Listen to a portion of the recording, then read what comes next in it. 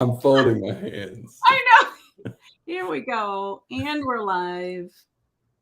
We're going to say hello to everyone that's here. I am here with Lee Hinson-Hasty.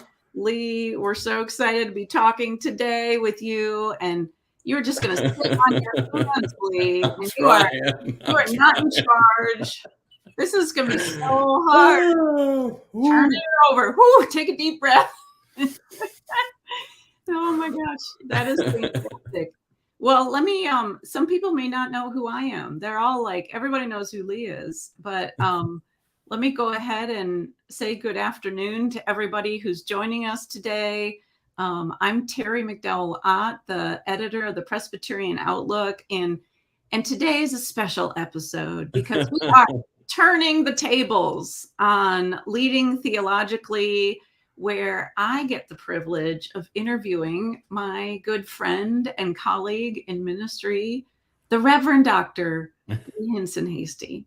Lee, it's so good to be with you. I know this is a long time in coming that I get. This is the way it should be, I think. I wasn't sure about all of this, but then I thought then Teri said she would be willing to do this, and I was like, it touched my heart. And we got some time together recently on her back deck in her home, and so right. Saw my new home in Harrisonburg, and it's all good. It is. It's all good. Yeah, I know. I think you told me that the foundation staff has been sort of on you to do this for a while, to turn the tables. I think you probably prefer to be the one asking the questions. He's a very humble guy. He doesn't like to brag, but friends, we all know that Lee has wisdom to share. And gosh, I mean, you've interviewed 75 theological leaders on this podcast. It's crazy to think about. Mm-hmm. So we all want to learn. We all want to know, Lee. This is a good chance because we want to know, what has Lee learned? That's the goal for today. What has Lee learned? A lot. Yes, but first, let me begin with my formal introduction, because you deserve a formal introduction. Of the Reverend Dr. Lee Hinson-Hasty is my guest today. He is the Senior Director of Theological Education Funds Development at the Presbyterian Foundation. Lee has been an ordained Presbyterian pastor for 28 years. That's hard to believe, isn't it? I don't think I was even 28 when I came to seminary. So I know. You're a few years ahead of me. I'm the baby here. Lee earned his Master of Divinity degree from Louisville Theological Seminary, which is where we met, and his Doctor of Ministry from McCormick Theological Seminary. Lee has served, in so many contexts, in parish ministry, campus ministry, hospital chaplaincy. You've served at our denominational offices, and now with the Presbyterian Foundation. Friends, Lee's CV is literally 16 pages long. I'm going to tell you. That's not true. That's what happens when you send me those documents. And I read the whole thing. It was riveting. But I'm going to tell you, the largest sections on Lee's CV are service to church and society, and service to the Presbyterian Church's General Assembly ministries. Those of you who know Lee well, and as I do, you know that Lee is a true servant of Christ Church. I also know Lee to be a lifelong learner. I think that's why you like being the one doing the interviews. And Lee is also an incredibly generous friend. Lee is always asking the question, how can I be of help? And the best thing about Lee is that he means it. He's been a great help. He and his wife, Elizabeth, who we've got to give a shout out to Elizabeth, because she recently accepted a new position as professor of theology and ethics at Union Presbyterian Seminary in Charlotte, which is fantastic. That's so exciting for her and your family. But Lee and Elizabeth have always been super generous friends with me and my husband, Dan. We all met at Louisville Seminary. Although I have to admit, Lee, I always kind of just looked up to you, and you guys were like the cool kids at seminary. I was a couple years behind you, just a baby seminary student, and I was like, man, they're so cool. They're gonna do great things. So Lee and Elizabeth, they just really are the best people, and Lee is worthy of the spotlight. So I've learned a lot from you, Lee. I know we have a lot to learn from you during these 20 minutes that we have together. Right. So welcome, Lee Hinson-Hasty, to your own show. Thank you, Teri.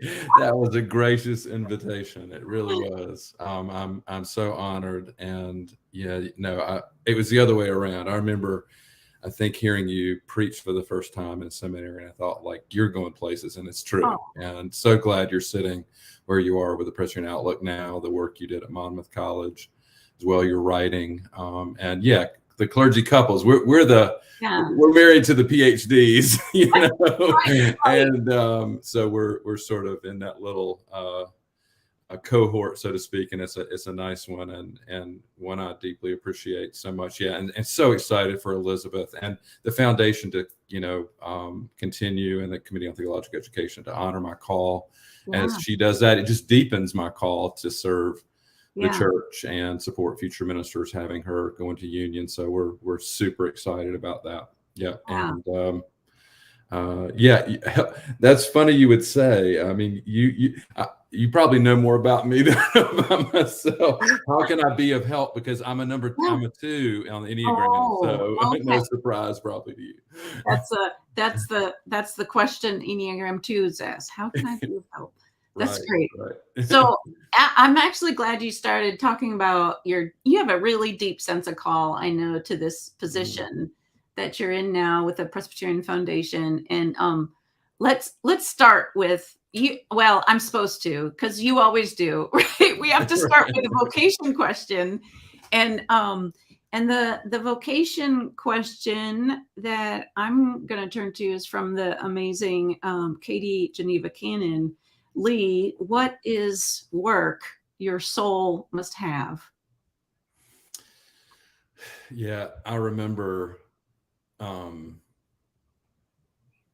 not sure that it's the first time. It may have been the first time I met Katie Geneva Cannon, the Reverend Doctor. She came and sat, and it was a room in the library at Union Presbyterian Seminary where my wife was defending her PhD dissertation.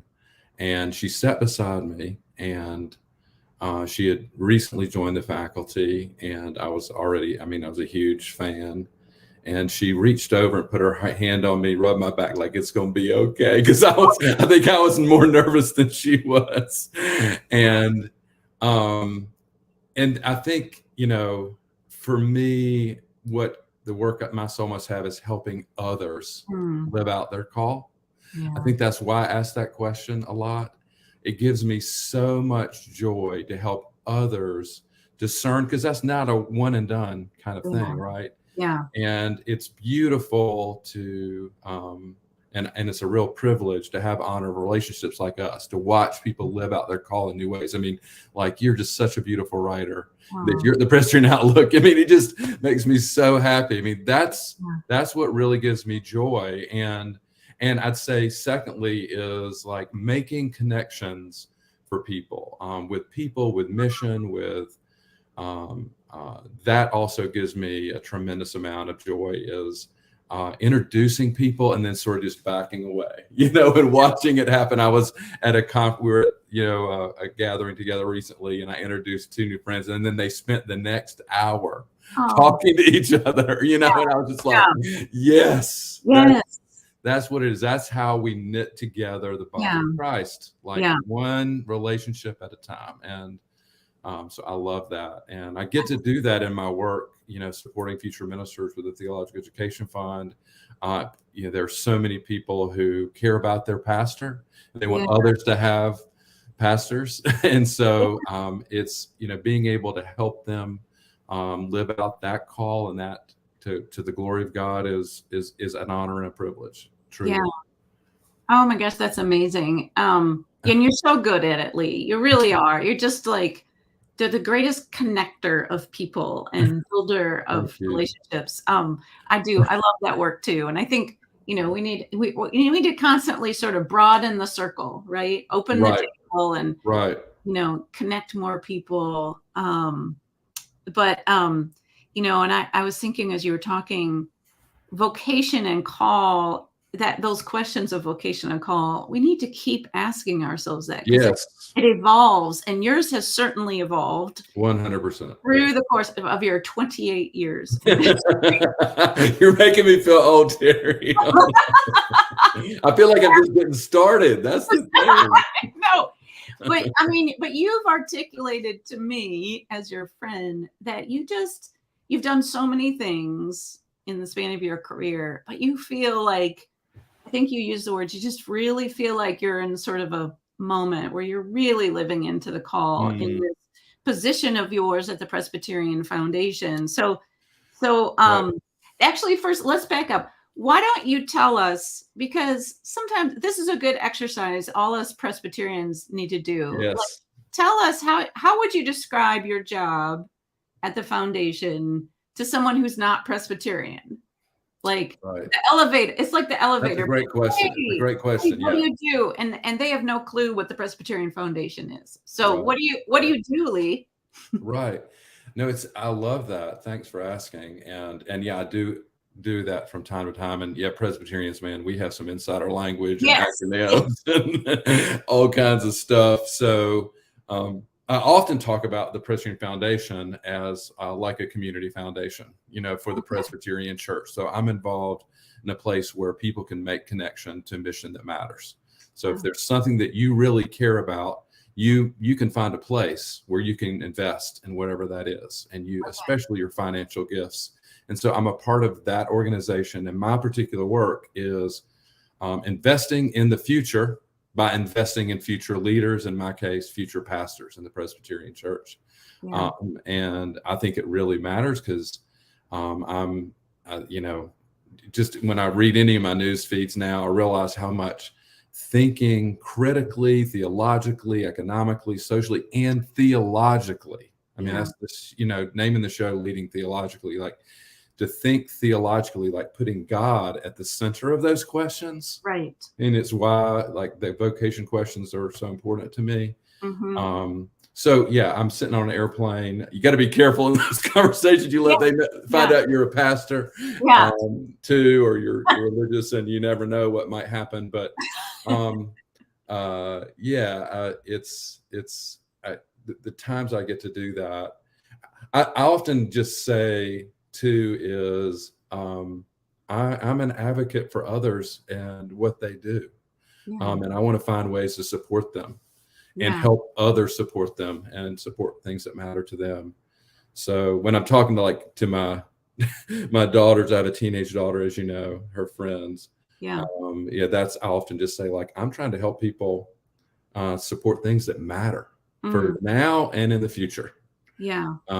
So. Right. And I love how you say, that theology is part of that mix, Yes. So often in our public discourse, the theological perspective is missing, and it needs to be more public and more part of the conversation about all the events that are happening in the world today. Right. 100%. Yeah. 100%. So that's kudos to you. That is work that matters. And what of this work? I mean, because what is it that makes your heart sing about this work? I mean, clearly you love it, but like, why is it at this point in your life it almost feels like a sweet spot of your call? It is. It's funny. I knew this early on, and people, encouraged me to consider ministry from early on, and I was, resistant. But at various stages of my life, I've felt like very close friends, but even friends that were 2 or 3, not the closest, but definitely friends. Yeah. They sought me out to have discernment and deep conversations about decisions they were making in their life, or just to be a listening ear.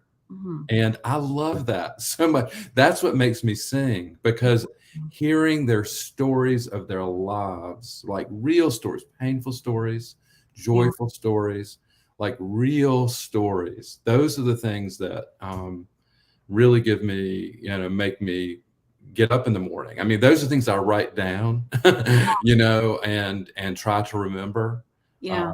And it's happened on the show too. I mean, things and those stories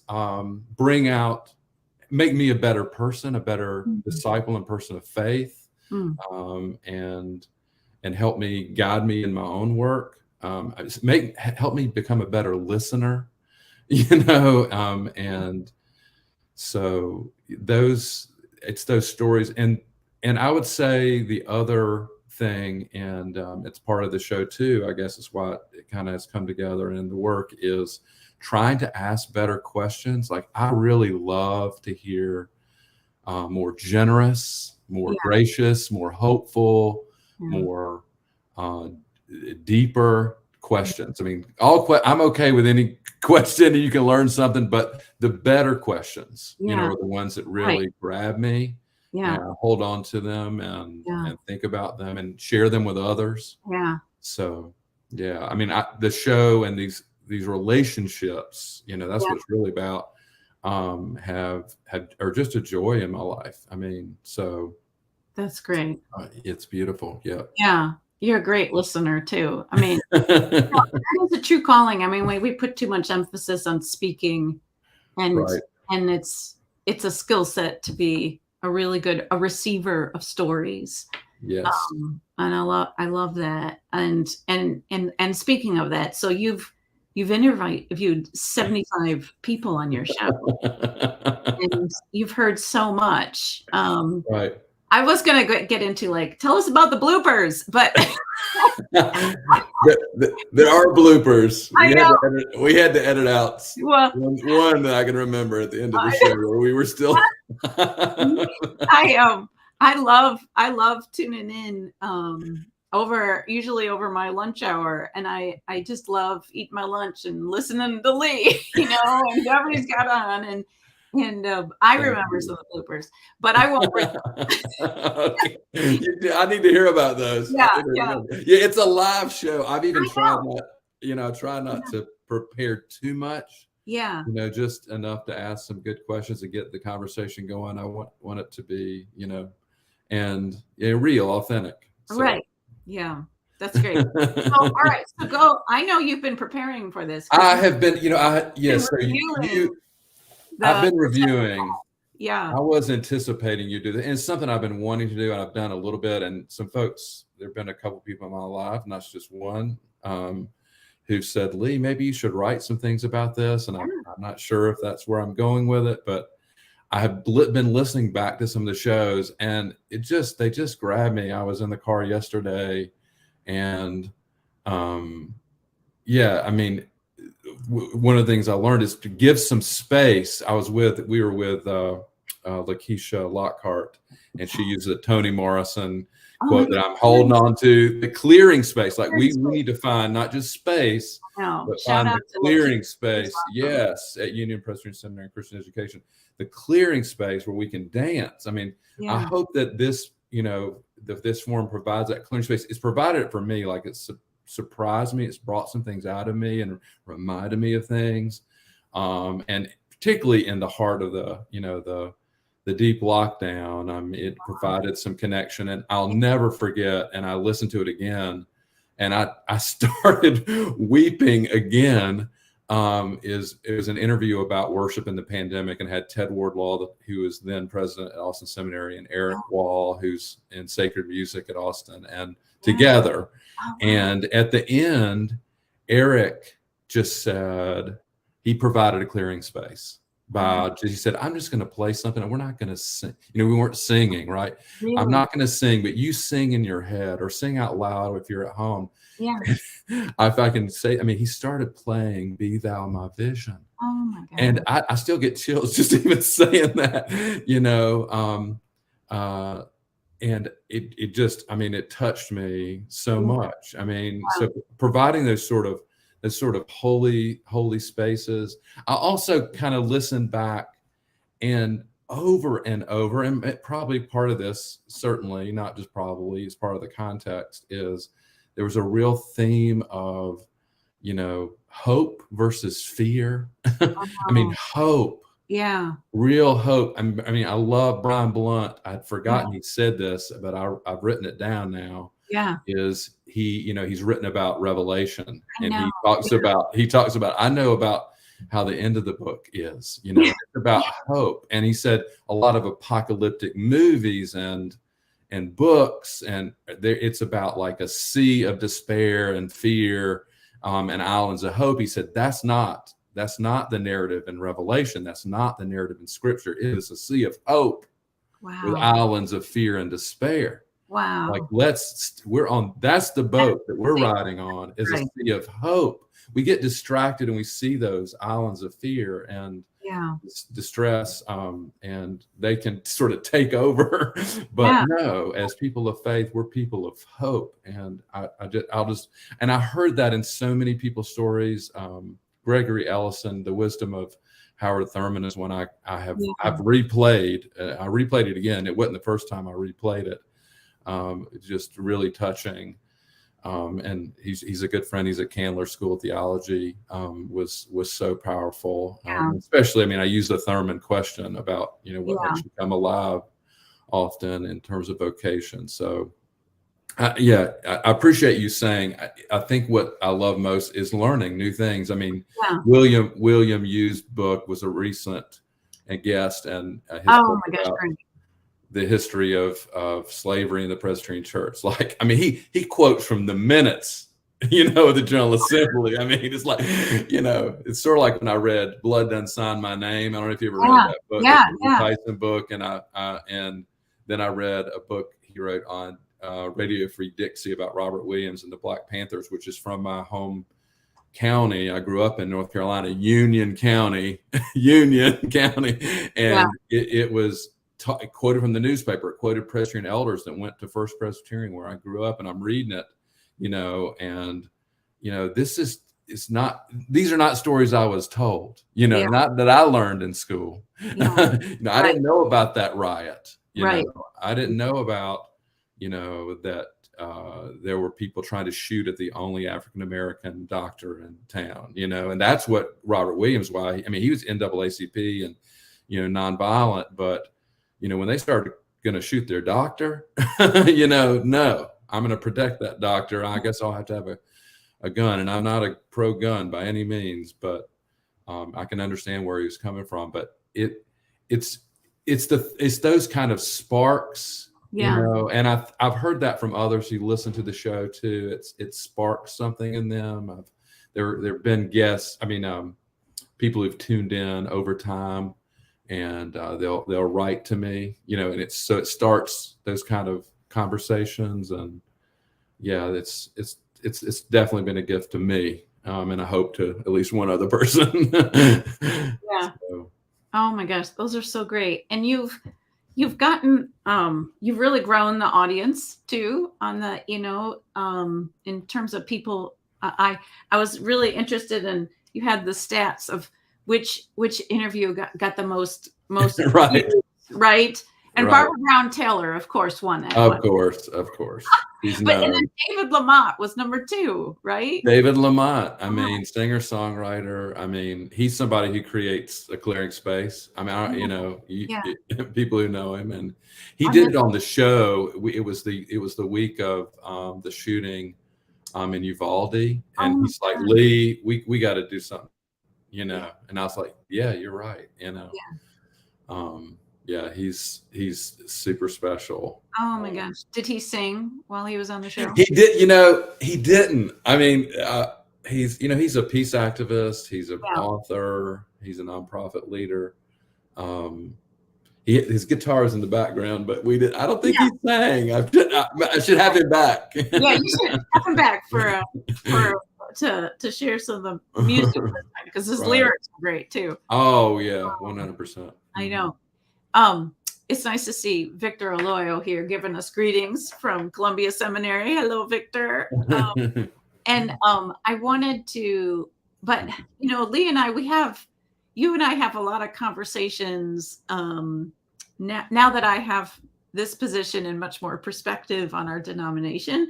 We talk about theological leadership today. You're the person I know who tracks the statistics more than anybody. I think you've got your finger on the pulse of sort of what's happening in the Presbyterian Church USA, and the number of pastors seeking calls, the number of vacancies. I'd like just to talk about those statistics, but then, we've had some conversation about this, but I want to dig deep here, and I want to talk about the wealth of the Presbyterian Church. Yeah, right. And the fact that we are not a poor church, and how are we? I mean, what do you know, and how are we investing in pastoral leadership, theological leadership, and what can we do to invest, our wealth wisely, not only just wisely, but creatively? Right. How can we see this denomination into the future, understanding that we are not a poor denomination? Let me just throw all that at you, and you spitball. Maybe we should start with the statistics, because you always have it right in your head. I mean, there's a lot, and we're working on bringing more of this kind of together as a dashboard across the national agencies to help everyone, because wherever you sit at the Presbyterian Outlook, or in a local church, or in a Presbyterian leadership position, or a theological school or college, there's things you can do, and everybody has some sort of resource, financial, or other. Probably they can invest in something that matters to them. And so, like, just putting up, this is the real picture, because I think a lot is hidden or not known. I mean, the one that haunts me, and now it changed about last fall, is we went from more positions open than we had people seeking. And it's not all those positions are full-time, but a lot of them are. And it made me, there's a lot of transition happening in leadership. So that's what part of my call, why I keep doing what I do, because like supporting the future leaders I think really does matter. I think it matters to have a good pastor, good educator, good mission coworkers, the right kind of seminary and college professors and the theological academies and arts.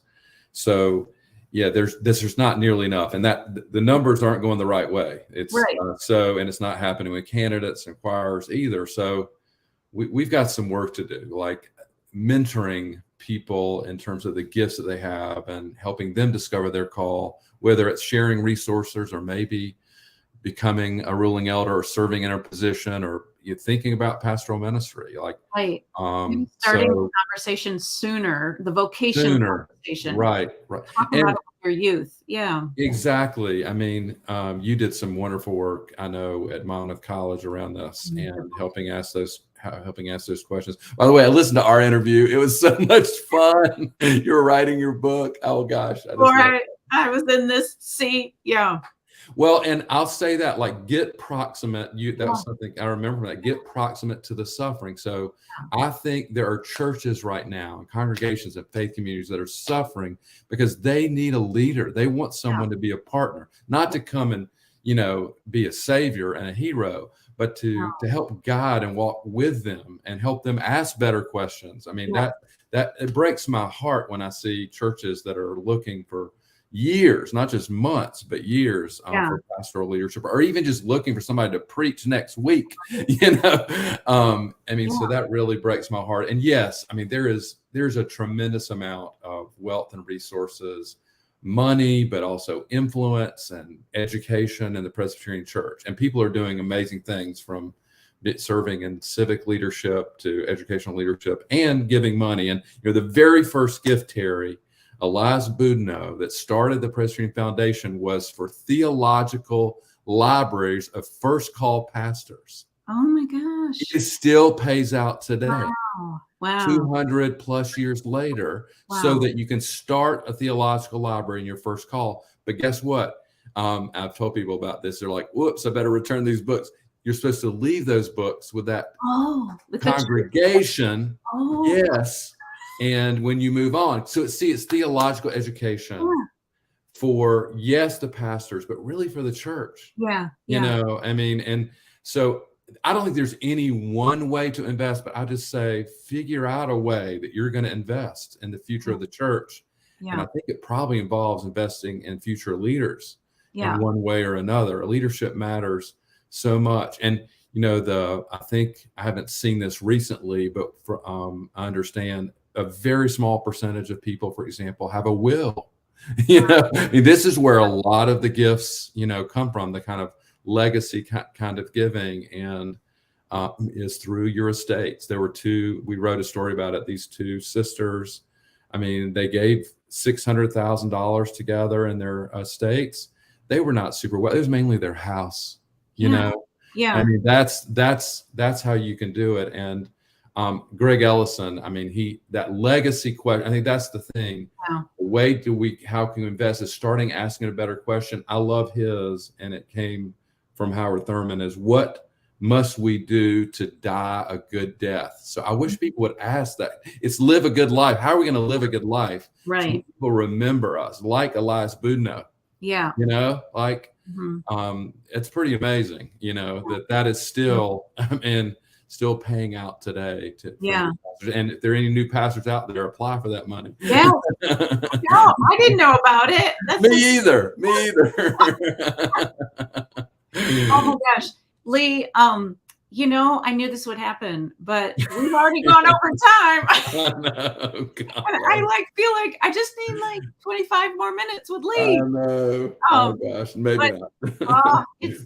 I feel like I should obey your rules and your time guidelines. You're in charge today. You can do whatever you want. That's right. And wrap up just with a word of thanks. Lee, you are a leader. You are a theological leader, and you deserve to be interviewed yourself. And you do amazing work on our behalf, on the church's behalf, and we're really grateful for you. I'm grateful for you as a friend. You are you're doing great things in this call of yours. So keep it up. I'm supposed to announce the next show, but I don't think there is a next show. Like, isn't it like this is the end of the season? Yes. All right. This is the finale. And then I'm inviting you to give a charge and a blessing, charge and benediction for everyone today. So would you mind doing that for us? Yes, I'll. I tried not to write anything down to think about this, see where that came from. Yeah, I'm so grateful for our friendship, and look forward to seeing you again. It always gives me life to be with you, Teri, and best wishes to Dan. Let's get our families together soon. There may be some field hockey happening in Virginia before you know it. So we're going to teach you that. No, did you play? You ran track. No, You're a runner. I'm a runner. Was a runner. I'm older now. Yes. I want to say to everyone out there, remember you're not alone. And although the world keeps telling you to be scared, and things are scary and they're real and there is suffering, know that we're in a sea of hope. And on that sea of hope, we're in a boat, and we're all together. We're connected. And if you need someone to meet, just reach out and help get to know them. Ask them about their stories of faith, and be renewed. Share your own, and know that the one who created us, the one who continues to create among us and empower creativity and innovation, is with us. The one who redeemed us, forgives us, and loves us is with us. And the one who is spirit among us and gives us our very next breath, provides promise and love and truth for the days and weeks and months to come. May that be for you and all your kin. Amen. Amen. Thank you so much, Lee. Grateful for you. It was a beautiful place. Thank you.